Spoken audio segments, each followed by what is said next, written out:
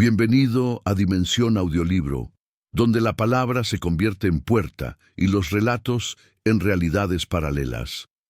Hoy escucharemos una historia sobre el poder, la ingenuidad y lo que sucede cuando un hombre común puede reescribir el mundo con solo pensarlo. Esto es El hombre que podía hacer milagros, de H.G. Wells. Si te gustan los relatos que te hacen pensar más allá de lo visible, suscríbete, activa la campanita y adéntrate en esta nueva dimensión. El hombre que podía hacer milagros, H.G. Wells, un pantún malayo en prosa. Es dudoso que el don fuera innato. Por mi parte, pienso que le vino de repente. Es más, hasta los 30 años fue escéptico y no creía en poderes milagrosos. Tengo que mencionar aquí que era un hombre bajito, de encendidos ojos castaños, pelo rojizo muy erizado, un bigote, cuyas puntas doblaba hacia arriba y con pecas. Se llamaba George McWhirter Fotheringay, un nombre que de ninguna manera inducía a esperar milagros, y era oficinista en Gumshot. Muy dado a los razonamientos contundentes, fue mientras aseguraba la imposibilidad de los milagros cuando tuvo la primera premonición de sus extraordinarios poderes. Sostenía este particular argumento en el bar del Dragón Largo, y Toddy Beamish se encargaba de llevarle la contraria con un monótono pero eficaz «Eso, dice usted», que llevó al señor Fotheringay a los mismísimos límites de la paciencia. Estaban presentes, además de estos dos, un ciclista muy polvoriento, Cox, el dueño del bar, y la señorita Maybridge, la respetable y bastante corpulenta camarera del Dragón. La señorita Maybridge estaba de espaldas al señor Fotheringay lavando vasos. Los otros le observaban, más o menos entretenidos por la ineficacia del método contundente en aquel momento. Aguijoneado por la estrategia de Torres Vedras empleada por el señor Beamish, el señor Fotheringay decidió hacer un esfuerzo retórico inusitado.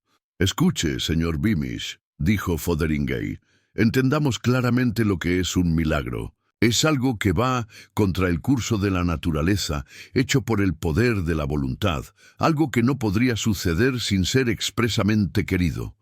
«Eso dice usted», dijo Beamish oponiéndose.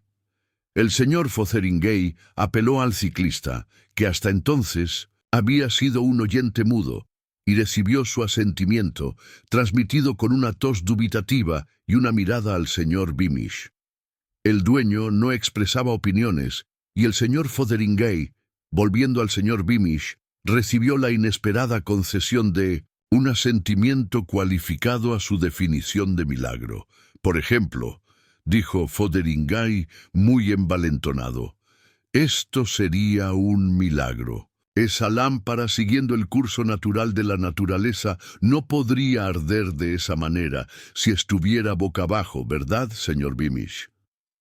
«Según usted no podría», dijo el señor Beamish. «¿Y usted?», dijo Fotheringay. «¿No querrá usted decir, «No», dijo el señor Beamish a regañadientes. «No, no podría».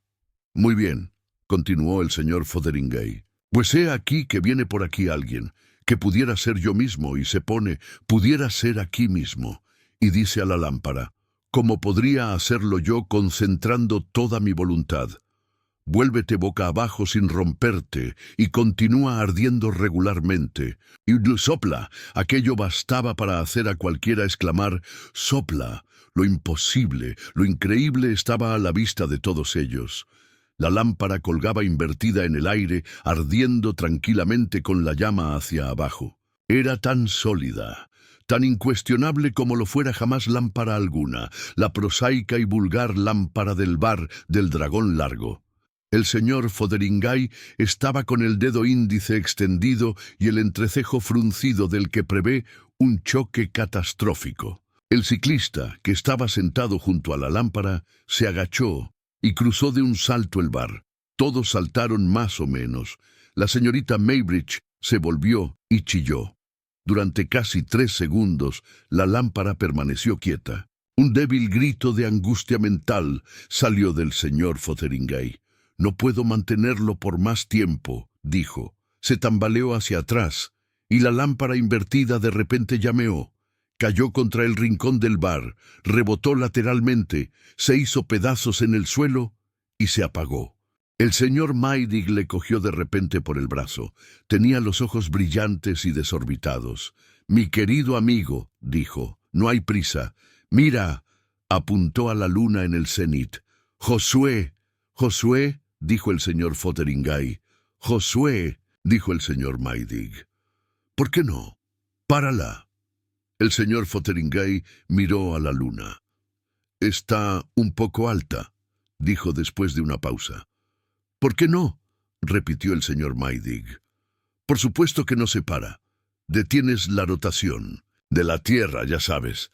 El tiempo se para. No es que estemos haciendo daño a nadie». Dijo el señor Fotheringay. «Bueno», suspiró, «lo intentaré. Ahora». Se abotonó la chaqueta y se dirigió al globo habitable con tanta seguridad como tenía en sus poderes.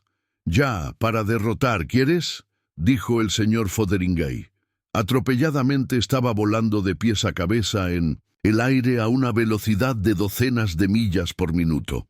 A pesar de los innumerables círculos que estaba describiendo por segundo, pensó, porque el pensamiento es maravilloso. A veces tan lento como la brea fluyendo, a veces tan instantáneo como la luz. Pensó en un segundo y quiso que baje sano y salvo. Pase lo que pase, que baje sano y salvo. Lo quiso justo en el preciso momento, porque sus vestidos calentados por su rápido vuelo por el aire estaban ya empezando a chamuscarse. Bajó con una enérgica, aunque de ningún modo peligrosa, sacudida a lo que pareció ser un montículo de tierra recién removida. Una gran masa de metal y cascotes extraordinariamente parecida a la torre del reloj del medio de la plaza del mercado, se estrelló contra la tierra cerca de él, rebotó sobre él y voló hecha piedras, ladrillos y cascotes como una bomba que estalla. Una vaca volando por el aire golpeó uno de los bloques y se aplastó como un huevo. Hubo un estrépito que hizo que todos los más violentos estrépitos de su vida anterior no parecieran sino el sonido de polvo cayendo, y fue seguido por una serie descendente de estrépitos menores. Un fortísimo viento rugió por toda la tierra, y el cielo de forma que apenas si pudo levantar la cabeza para mirar. Durante un rato estuvo demasiado atónito y sin aliento incluso para ver dónde estaba o qué había pasado, y su primer movimiento fue para palparse la cabeza y cerciorarse de que el pelo que flotaba al viento era todavía el suyo. «¡Cielos!», jadeó el señor Fotheringay, apenas capaz de hablar a causa del vendaval. «Me he librado por un pelo. ¿Qué ha salido mal?». «Tormentas y truenos, y hace solo un minuto una noche apacible. Es Maydig el que me ha metido en este tinglado. ¡Qué viento! Si sigo haciendo estas estupideces, tendré un accidente estúpido. ¿Dónde está Maydig? ¿En qué maldito lío está todo?». Miró a su alrededor hasta donde los aleteos de su chaqueta le permitían. El aspecto de las cosas era realmente extraño en extremo. «El cielo está bien, de todas formas», dijo el señor Fotheringay. «Y eso es casi todo lo que está bien, y hasta parece que se aproxima un terrorífico vendaval. Pero allá arriba está la luna, exactamente igual que estaba en este momento, brillante como el mediodía. En cuanto al resto, ¿dónde está el pueblo? ¿Dónde está todo? ¿Y qué diablos puso este viento a soplar? Yo no ordené ningún viento». El señor Fotheringay luchó en vano por ponerse en pie, y después de un fracaso permaneció a cuatro patas, aguantando. Revisó el mundo iluminado por la luna en dirección a Sotavento, con las puntas de la chaqueta ondeando sobre su cabeza. «Hay algo que está realmente mal», dijo el señor Fotheringay. «¿Pero qué es? Solo Dios sabe.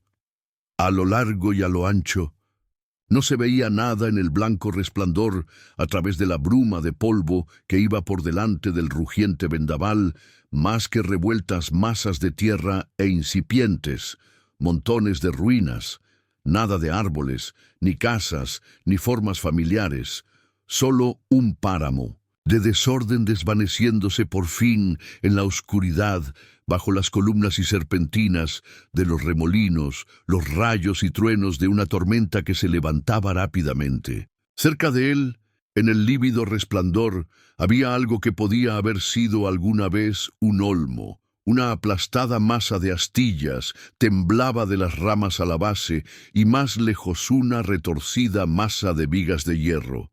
Obviamente, el viaducto sobresalía de una apilada confusión.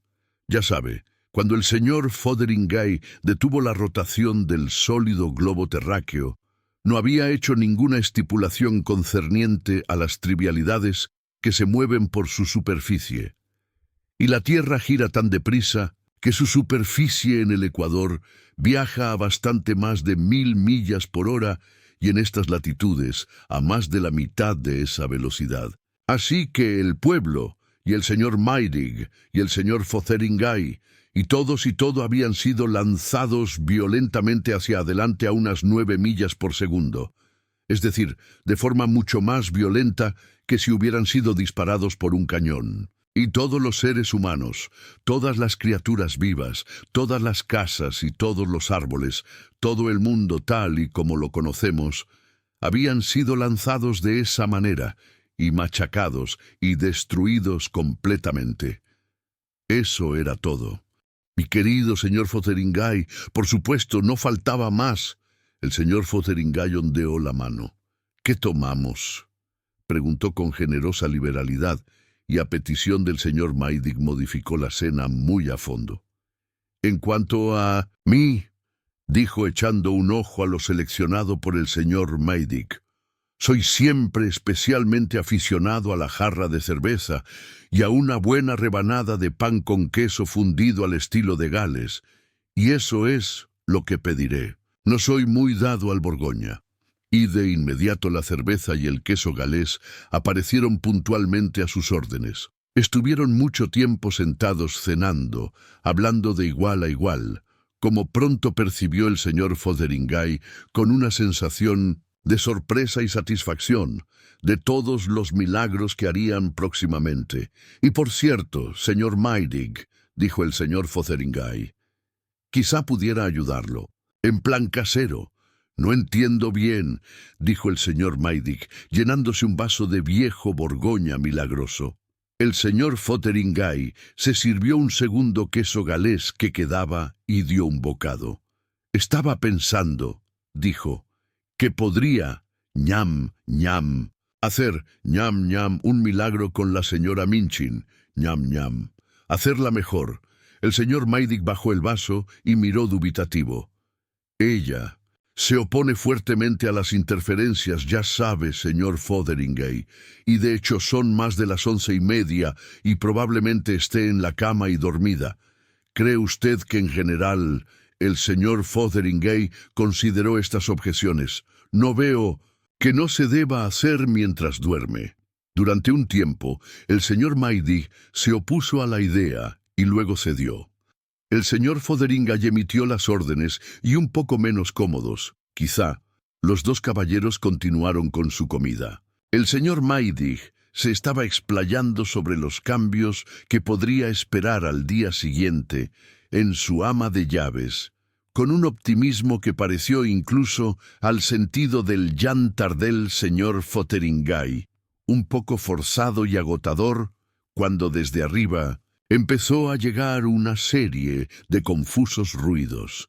Se intercambiaron miradas interrogativas y el señor Maydig abandonó apresuradamente la habitación. El señor Fotheringay le oyó llamando a su ama de la vez y luego oyó sus pisadas subiendo suavemente hasta ella.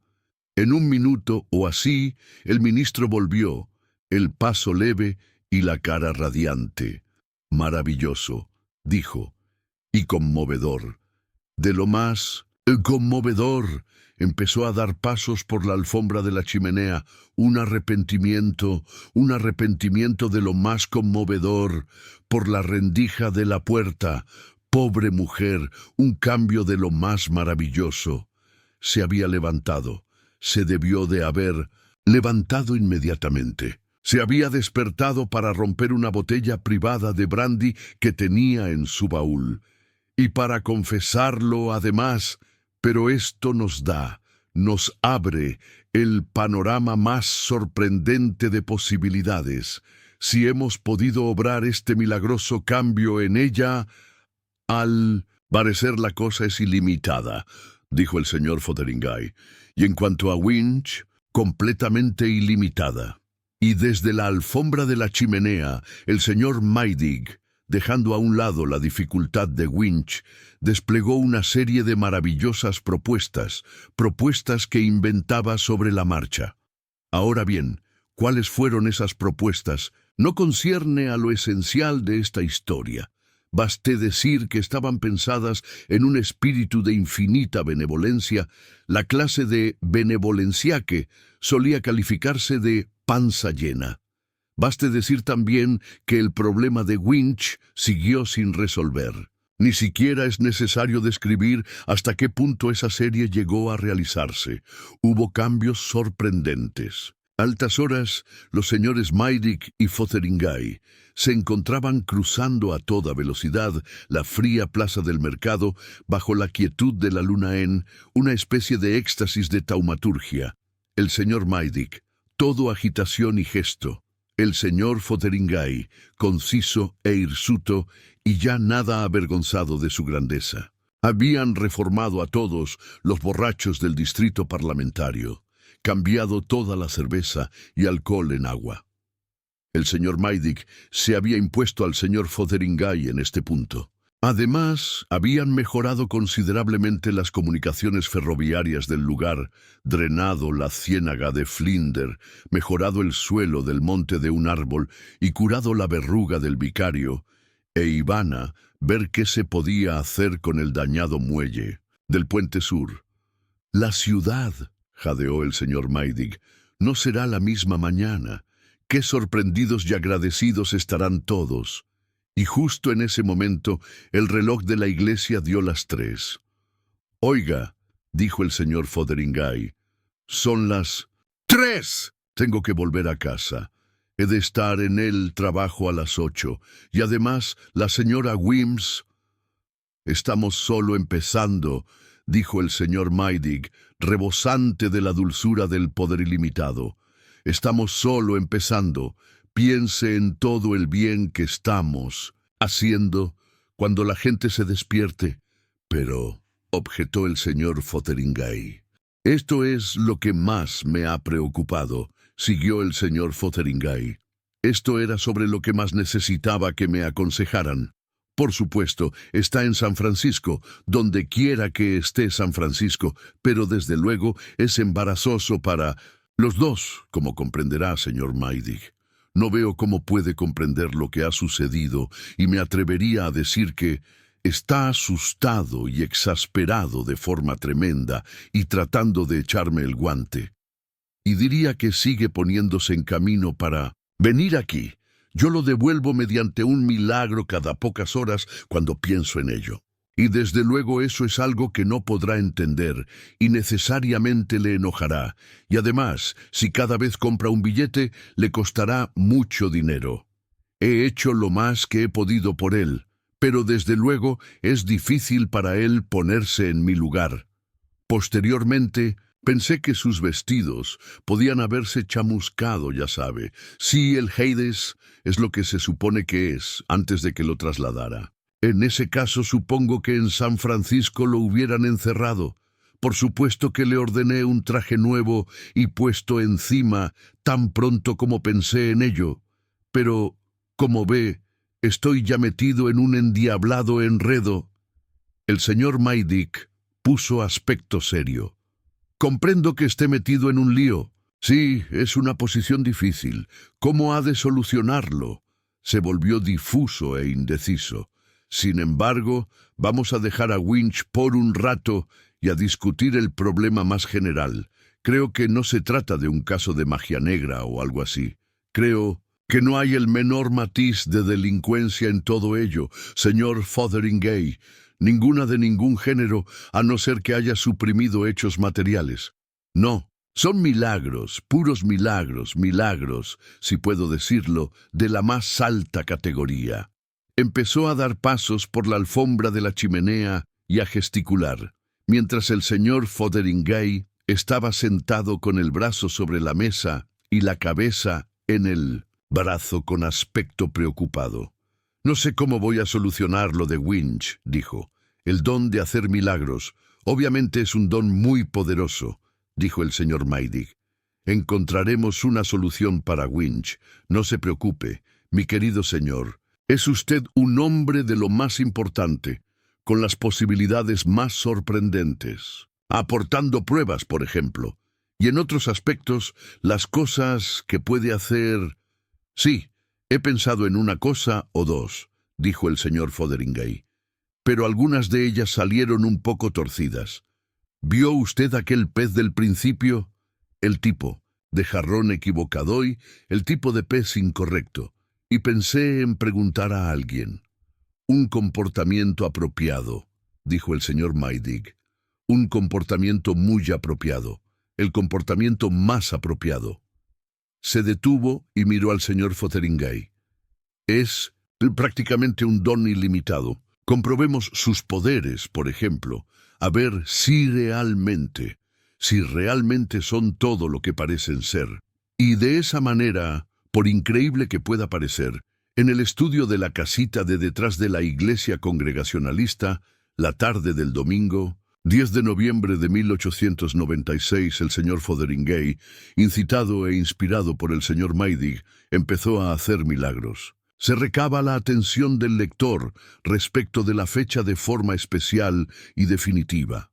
El lector objetará, probablemente ha objetado ya, que ciertos puntos de esta historia son improbables, que si cualquiera de las cosas de este tipo, ya descritas, hubieran ocurrido realmente habrían aparecido en todos los periódicos hace un año. Encontrará especialmente difíciles de aceptar los detalles que siguen a continuación, porque, entre otras cosas, implican que él o ella, el lector en cuestión, tuvo que haber muerto de forma violenta y sin precedentes hace más de un año. Ahora bien, un milagro no es nada si no es improbable, y de hecho el lector fue muerto de forma violenta y sin precedentes hace un año. En el subsiguiente curso de esta historia, eso quedará completamente claro y creíble, como lo admitirá todo lector sensato y razonable. Pero este no es lugar para el fin de la historia, estando como estamos a poco más de la mitad. Al principio, los milagros realizados por el señor Fotheringay eran pequeños y tímidos, menudencias con copas y mobiliario de salón, tan débiles como los milagros de los teósofos, y aún débiles como eran recibidos con estupor por su colaborador. Él hubiera preferido dejar solucionado el asunto de Winch, pero el señor Maydig no se lo permitía. No obstante, después de haber hecho una docena de estas trivialidades domésticas, su sensación de poder aumentó, su imaginación comenzó a dar señales de estimulación y su ambición creció. Su primera empresa de mayores dimensiones se debió al hambre y a la negligencia de la señora Minchin, el ama de llaves del señor Maydig. La comida a la que el ministro condujo al señor Fotheringay estaba mal puesta y era poco atractiva, como refrigerio para dos laboriosos hacedores de milagros, pero estaban sentados, y el señor Maydig lamentaba con dolor más que con ira las deficiencias de su ama de llaves, cuando al señor Fotheringay se le ocurrió que tenía una oportunidad por delante. «¿No cree, señor Maydig?», dijo, «si no es tomarse libertades que yo...». Bueno, en un tono extremadamente judicial, cuando el señor Fotheringay le interrumpió de nuevo. Supongo que no creerá que una persona corriente, como yo mismo, por ejemplo, que pudiera estar sentada aquí mismo ahora, pudiera disponer de algún tipo de don en su interior que le capacitara para hacer cosas por medio de su voluntad. Es posible, dijo el señor Maydig. Algo de eso quizás es posible. Si pudiera utilizar con toda libertad algo de lo que hay aquí, creo que le podría explicar mediante una especie de experimento, dijo el señor Fotheringay. Bueno, fíjese, por ejemplo, en esa tabaquera que está sobre la mesa. Lo que yo quiero saber es si lo que voy a hacer con ella es un milagro o no. Solo medio minuto, por favor, señor Maydig. Frunció el ceño, apuntó a la tabaquera y dijo: «Conviértete en un florero con violetas». La tabaquera hizo lo que se le ordenó. El señor Maydig se sobresaltó violentamente con el cambio y se quedó mirando del taumaturgo al florero.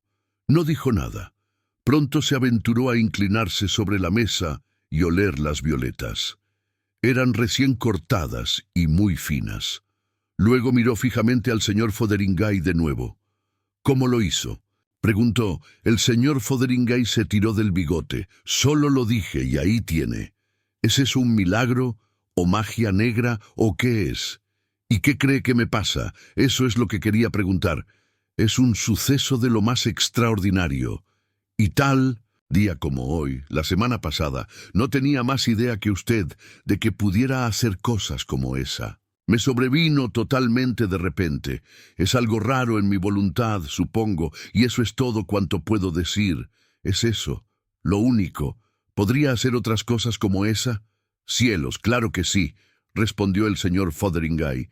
Exactamente. Cualquier cosa. Pensó y de repente recordó un truco de prestidigitación que había visto. «Ahora», apuntó, «transfórmate en un jarrón de peces». «No, eso no. Transfórmate en un jarrón de cristal lleno de agua con peces de colores, nadando en su interior. Así está mejor. ¿Lo ve, señor Maydig? Es asombroso, es increíble. Usted es o el más extraordinario, pero no podría cambiarlo en cualquier cosa», dijo el señor Fotheringay. «Realmente cualquier cosa. Ahora, conviértete en una paloma, ¿quieres?». Al otro momento una paloma azul estaba aleteando por la habitación y haciendo que el señor Maydig se agachara cada vez que se le acercaba. «Párate ahí. ¿Quieres?», dijo el señor Fotheringay, y la paloma colgó inmóvil en el aire. «Podría cambiarla de nuevo en florero», dijo, y después de colocar a la paloma en la mesa hizo ese milagro.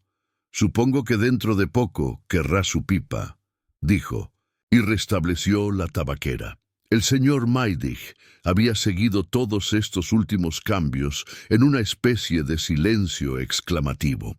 Miró fijamente al señor Fotheringay y con mucho cuidado cogió la tabaquera, la examinó y la volvió a colocar en la mesa.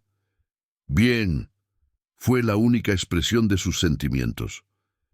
«Ahora, después de eso, es más fácil de explicar a lo que vine», dijo el señor Fotheringay, y procedió a una relación larga y enrevesada de sus extrañas experiencias, comenzando con el asunto de la lámpara del dragón largo y complicada con persistentes alusiones a Winch. Según avanzaba en el relato, el pasajero orgullo que había producido la consternación del señor Maydig desapareció y se convirtió de nuevo en el señor Fotheringay corriente del trato cotidiano. El señor Maydig escuchó atentamente, la tabaquera en la mano, y su porte cambió también con el curso de la narración. Pronto, mientras el señor Fotheringay abordaba el milagro del tercer huevo, el ministro le interrumpió con una ondeante mano extendida. «Es posible», dijo. «Es creíble, es sorprendente, pero reconcilia algunas dificultades. El poder de hacer milagros es un don, una cualidad especial como la genialidad o la clarividencia. Hasta ahora le ha sucedido a gente excepcional en muy raras ocasiones. Pero en este caso, Siempre he dudado de los milagros de Mahoma, de Buda y de Madame Blavatsky, pero por supuesto sí, es simplemente un don. Ejemplifica tan bellamente los argumentos de ese gran pensador. El tono de voz del señor Maydig bajó. Su excelencia el duque de Argyll. Aquí topamos con leyes más fundamentales, más profundas que las leyes ordinarias de la naturaleza. Sí, sí, continúe, continúe. El señor Fotheringay pasó a contar su percance con Winch, y el señor Maydig, ya no sobrecogido ni asustado, comenzó a estirar los miembros y a añadir asombros. Vuelve atrás. Lo que quería decir era, vuelve a ser como antes, pero desde luego estaba confuso. El bastón retrocedió a velocidad considerable y llegó, irreprimible, un grito airado y una palabrota procedentes de la persona que se acercaba. «¿A quién tira zarzas, estúpido?», gritó la voz. «Me ha dado en la espinilla». «Lo siento, viejo», dijo el señor Fotheringay, y entonces, dándose cuenta de lo embarazoso de su explicación, se atusó nerviosamente el bigote. Vio avanzar a Winch, uno de los 3 policías municipales de Immering. «¿Qué significa esto?», preguntó el policía. «Anda, es usted, ¿no? El tipo que rompió la lámpara del dragón largo». «No significa nada», respondió el señor Fotheringay. «Nada en absoluto». «Entonces, ¿por qué lo hace?» «Oh, aburrimiento», dijo el señor Fotheringay. «Aburrimiento, ya. Sabe que ese palo hace daño. ¿Para qué lo hace, entonces?» De momento al señor Fotheringay no se le ocurrió ninguna razón por la que lo había hecho. Su silencio pareció irritar al señor Winch. «Esta vez, joven, ha estado agrediendo a la policía. Eso es lo que ha hecho. Escuche, señor Winch», dijo el señor Fotheringay, enojado y confuso. «Lo siento mucho. El hecho es que, sí, no pudo pensar en otra cosa que la verdad. Estaba ensayando un milagro. Trató de decirlo de una forma casual, pero por más que lo intentó no lo consiguió. Haciendo un... Vamos, no diga tonterías. Haciendo un milagro, nada menos. Un milagro. Bueno, esto sí que es divertido. Vaya, ¿no era usted el tipo que no creía en milagros? El hecho es que este es otro de sus estúpidos trucos de magia. Eso es. ¿Lo veis? Pues bien le digo, pero el señor Fotheringay nunca oyó lo que el señor Winch iba a decirle. Se dio cuenta de que se había delatado, de que había arrojado su secreto a todos los vientos del cielo. Una violenta racha de irritación le impulsó a la acción. Se enfrentó al policía rápida y furiosamente. «Vale», dijo, «ya he aguantado. Bastante. Yo te enseñaré un estúpido truco de magia. Claro que lo haré. Vete al Hades. Vete ya. Estaba solo». El señor Fotheringay no llevó a cabo más milagros esa noche, ni tampoco se molestó en verlo, que había sido de su floreciente bastón. Volvió a la ciudad, asustado y muy tranquilo, y se fue a su dormitorio. «¡Cielos!», dijo, «es un don poderoso, extremadamente poderoso. Apenas quería decir ni la mitad de lo que dije. Me pregunto cómo será el Hades». Se sentó en la cama y se quitó las botas.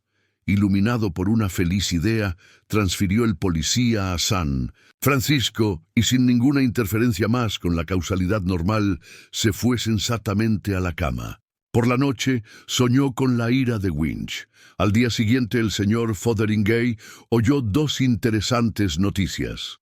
Alguien había plantado un bellísimo rosal trepador contra la casa privada del señor Gumshot, padre en Lullaborough Road. Y el río iba a ser dragado hasta el molino de Rowling en busca del policía Winch. El señor Fotheringay estuvo abstraído y meditabundo todo el día y no realizó ningún milagro excepto ciertas disposiciones para Winch, y el milagro de completar el trabajo del día con escrupulosa perfección, a pesar del enjambre de pensamientos que le zumbaba por la cabeza. La extraordinaria abstracción y humildad de su actitud fue destacada por varios y constituyó un motivo de bromas. La mayor parte del tiempo estuvo pensando en Winch. El domingo por la tarde fue a los oficios religiosos, y cosa bastante curiosa, el señor Maydig, que tenía cierto interés en temas de ocultismo, predicó sobre cosas que no son legítimas. El señor Fotheringay no asistía regularmente a los oficios, pero el sistema de escepticismo contundente al que ya he aludido se encontraba ahora muy debilitado. El tono del sermón arrojó una luz completamente nueva sobre estos novedosos dones y de repente decidió consultar al señor Maydig inmediatamente después del servicio. Tan pronto como lo tuvo decidido, se estuvo preguntando por qué no lo había hecho antes.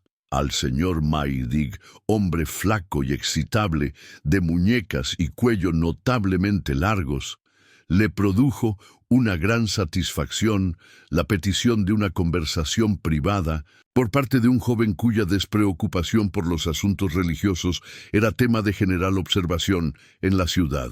Después de algunos imprescindibles retrasos, le llevó al despacho de la residencia eclesiástica, contiguo a la iglesia, le sentó cómodamente y en pie delante de un animado fuego. Sus piernas proyectaban un arco de sombra a los Cecil Rhodes sobre la pared opuesta. Pidió al señor Fotheringay que expusiera su negocio. Al principio, el señor Fotheringay estaba un poco avergonzado y encontró alguna dificultad en presentar el asunto. Mucho me temo que va a ser difícil que me crea, y cosas así durante algún tiempo. Finalmente probó con una pregunta y solicitó la opinión del señor Maydig sobre los milagros. El señor Maydig estaba todavía diciendo: «¿Qué pasa ahora con los milagros?», dijo finalmente el señor Fotheringay, dirigiéndose a su imagen reflejada en el espejo.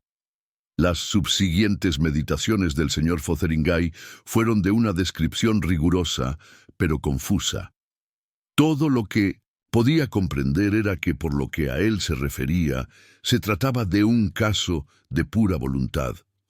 La naturaleza de las primeras experiencias le desanimó a hacer más experimentos, excepto los de tipo más cauteloso. Pero levantó una cuartilla de papel y volvió rosa y luego azul el agua de un vaso, y creó un caracol que aniquiló milagrosamente y se proporcionó un milagroso cepillo de dientes nuevo. En algún momento, ya a altas horas, había comprendido que el poder de su voluntad debía de tener alguna cualidad especialmente rara y cáustica, un hecho del que había tenido indicios antes, pero sin certeza corroborada. El susto y la perplejidad de su primer descubrimiento estaba ahora matizado de orgullo ante las pruebas de su singularidad y por vagos presentimientos de ventaja. Se dio cuenta de que el reloj de la iglesia estaba dando la una, y como no se le ocurrió que podía librarse milagrosamente de sus deberes cotidianos en Gomshott, volvió a la tarea de desvestirse para meterse en la cama sin más dilaciones. Cuando luchaba para sacarse la camisa por la cabeza, se le ocurrió una idea brillante. «Que esté en la cama», dijo, y así fue. «Desvestido», precisó, y encontrando frías las sábanas, añadió apresuradamente: «Y en mi camisón, no, en un bonito y suave camisón de lana». «Ah», suspiró con inmenso deleite, «y ahora que me quede cómodamente dormido». Se despertó a la hora usual y estuvo pensativo durante todo el desayuno, preguntándose si la experiencia de la noche anterior no sería un sueño especialmente intenso. Finalmente volvió a pensar en experimentos cautos. Por ejemplo, tenía 3 huevos para desayunar. 2 se los había suministrado la patrona, buenos, pero de tienda. El otro era un delicioso huevo de ganso, puesto, cocinado y servido por su voluntad extraordinaria. Se fue a Gomshott deprisa, en un estado de profunda excitación, aunque cuidadosamente disimulada, y solo se acordó de la cáscara del tercer huevo cuando la patrona habló de ella por la noche. No pudo hacer nada durante todo el día. por culpa del asombrosamente nuevo conocimiento de sí mismo. Pero eso no le produjo ningún inconveniente, porque lo compensó milagrosamente en los últimos 10 minutos. Según avanzaba el día, su estado mental pasó del asombro a la euforia, si bien las circunstancias de su expulsión del dragón largo eran todavía desagradables de recordar y una embrollada relación del asunto que había llegado a oídos de sus colegas originó algunas chanzas. Era evidente que había de tener cuidado al levantar objetos frágiles, pero por otra parte, su don prometía cada vez más según le daba vueltas en la cabeza. Pretendía, entre otras cosas, aumentar su riqueza personal mediante actos de creación poco ostentosos. Dio la existencia a un par de espléndidos gemelos de diamantes y los aniquiló de nuevo precipitadamente cuando el joven Gumshot cruzó la contaduría hasta su mesa. Temía que el joven Gumshot se preguntara cómo los había obtenido. Vio con toda claridad que el don requería cautela y atención para ejercitarlo, pero hasta donde podía discernir, las dificultades que acompañaban a su dominio no serían mayores que las que ya había hecho frente en la práctica del ciclismo. Fue quizás esa analogía, tanto como la sensación de que no sería bienvenido en el dragón largo, la que le llevó después de cenar al callejón de detrás de la fábrica del gas a ensayar algunos milagros en privado. Sus intentos adolecían, posiblemente de cierta falta de originalidad, pues, aparte del poder de su voluntad, el señor Fotheringay no era un hombre muy excepcional. Le vino a la cabeza el milagro de la vara de Moisés, pero la noche era oscura y poco propicia para el control adecuado de grandes serpientes milagrosas. Luego recordó el cuento de Tannhäuser que había leído en la parte posterior del programa de la Filarmónica. Eso le pareció singularmente atractivo e inofensivo. Clavó su bastón, un bastón muy bonito hecho de tronco de palmera enana, en el césped que bordeaba el sendero y ordenó a la madera seca que floreciera. El aire se llenó inmediatamente de perfume de rosas, y mediante una cerilla él mismo vio que este maravilloso milagro se había realizado, desde luego, a la perfección. Unas pisadas que se aproximaban pusieron fin a su satisfacción. Asustado por un descubrimiento prematuro de sus poderes, se dirigió apresuradamente al floreciente bastón. Fue una suerte que tuviera un recipiente metálico, si no todo el lugar habría estallado en llamas. El señor Cox fue quien habló primero, y su observación, despojada de excrescencias innecesarias, venía a decir que Fotheringay era imbécil. Fotheringay no estaba para discutir ni siquiera una proposición tan fundamental como esa. Se encontraba completamente pasmado ante lo sucedido. La conversación que siguió no arrojó absolutamente ninguna luz sobre el asunto, por lo que a Fotheringay se refería. La opinión general no solo siguió muy de cerca a la del señor Cox, sino que lo hizo con mucha vehemencia. Todos acusaron a Fotheringay de un truco estúpido y le hicieron verse a sí mismo como un insensato destructor de la comodidad y la seguridad. Su cabeza era un tornado de perplejidad. Hasta él mismo se inclinaba a estar de acuerdo con ellos y presentó una oposición notablemente ineficaz a la propuesta de que se marchara. Se fue a casa rojo y acalorado, con el cuello del abrigo aplastado, los ojos ardiendo y las orejas coloradas. Al pasar, observó nerviosamente cada una de las 10 farolas. Únicamente cuando se encontró solo en su pequeño dormitorio de Church Row, fue capaz de enfrentarse seriamente a los recuerdos de lo ocurrido y preguntarse qué demonios había pasado. Se había quitado el abrigo y las botas y estaba sentado en un asiento, la cama con las manos en los bolsillos, repitiendo el texto de su defensa por 17ª vez. Yo no quería que la maldita lámpara volcara cuando se le ocurrió que en el preciso momento de decir las palabras clave, sin darse cuenta, había querido lo que decía, y que cuando había visto la lámpara en el aire, había tenido la sensación de que dependía de él mantenerla allí sin saber claramente cómo había de hacerlo. No tenía una mente especialmente compleja, o se habría detenido durante un tiempo en ese, sin darse cuenta, había querido, que engloba realmente los problemas más abstrusos de las acciones voluntarias, pero de hecho, la idea le vino envuelta en una bruma bastante aceptable, y no siguiéndose de ese punto, como he de admitir, ninguna conclusión lógica clara llegó a la comprobación experimental. Apuntó resueltamente a su vela y concentró la mente, aunque tuvo la sensación de que hacía una estupidez. «Levántate», dijo. Pero en un segundo esa sensación había desaparecido. La vela se elevó, quedó suspendida en el aire un vertiginoso momento y por lo que el señor Fotheringay coligió, cayó con estrépito en el tocador, dejándole a oscuras salvo por el mortecino resplandor de la mecha. Durante un rato, el señor Fotheringay estuvo sentado a oscuras, completamente quieto. «Realmente ha sucedido después de todo», dijo. «Lo que no sé es cómo voy a explicarlo». Suspiró profundamente y empezó a palparse los bolsillos en busca de una cerilla. No pudo encontrar ninguna y se levantó y buscó a tientas por la mesa. «Ojalá tuviera una cerilla», dijo.